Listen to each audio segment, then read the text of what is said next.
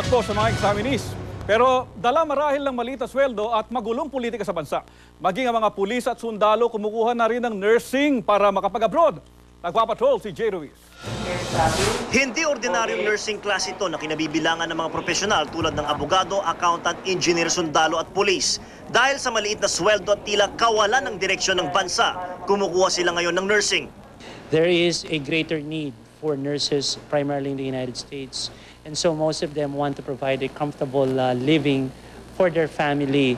Sa 500 estudyante na kumukuha ng nursing tuwing weekend sa University of Makati, pulis at sundalo ang halos 10%. Isa na rito ang police colonel na ito. Handa raw niyang iwan ang kanyang rangko para makapagtrabaho sa US. If you're working in the Philippines for 20 years, pwede makuha mo lang sa 1 year yung salary. Kasama naman ang 33 taong engineer na si Jose Harique, ang kanyang asawa at 2 anak na kumukuha ng nursing. Kumpara sa mga ordinaryong Pilipino, mas nakakaangat pa nga sa buhay ang mga Filipino professionals na kumukuha ng nursing.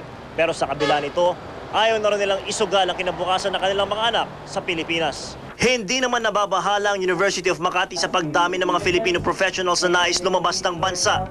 One particular nurse are sending as much as $500 to $1,000 to $1,500 a month.